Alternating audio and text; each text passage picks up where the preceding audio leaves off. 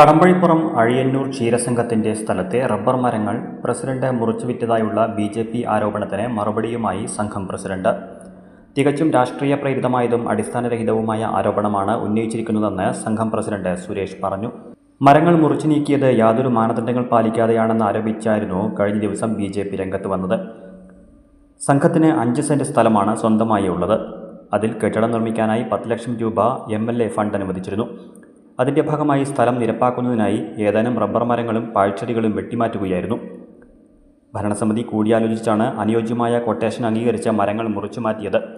തുക കൃത്യമായി അക്കൗണ്ടിൽ വരവ് വച്ചിട്ടുണ്ടെന്ന് പ്രസിഡന്റ് പറഞ്ഞു.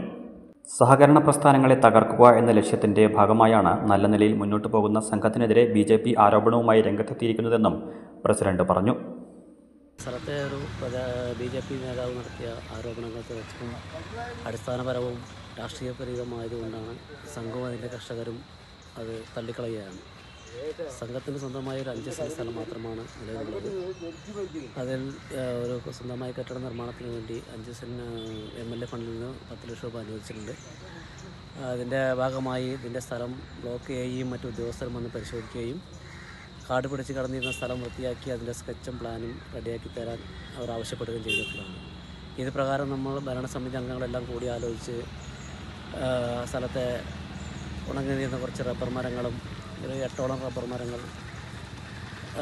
പാഴ്ചെടികളെല്ലാം വൃത്തിയാക്കി അത് സ്ഥലം വൃത്തിയാക്കി നടാൻ ഭരണസമിതി ആലോചിക്കുകയും അതിൻ്റെ ഫലമായി സ്ഥലത്തുള്ള ചെറുകിട കച്ചവടക്കാരുമായി ബന്ധപ്പെട്ട് ഇതിന് വേണ്ട ടെൻഡർ നടപടികൾക്കായി കൊട്ടേഷൻ ആവശ്യപ്പെടുകയും ചെയ്തു. ഭരണസമിതി യോഗത്തിൽ ചർച്ച ചെയ്ത് തീരുമാനിച്ച് കൂടുതൽ കോട്ട ചെയ്ത ആളുകൾക്ക് കൊടുക്കാൻ തീരുമാനിക്കുകയും ചെയ്തിട്ടുള്ളതാണ്.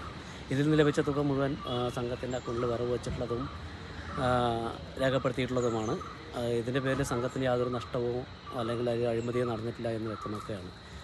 കേരളമൊട്ടാകെ ഇതര സഹകരണ മേഖലയെ തകർക്കാൻ ബി.ജെ.പി. നടത്തുന്ന ബോധപൂർവമായ ശ്രമങ്ങളെ അതേ അവസ്ഥയിൽ പൊതുസമൂഹം തിരിച്ചറിയണമെന്ന് ഈ അവസരത്തിൽ അഭ്യർത്ഥിക്കുകയാണ്.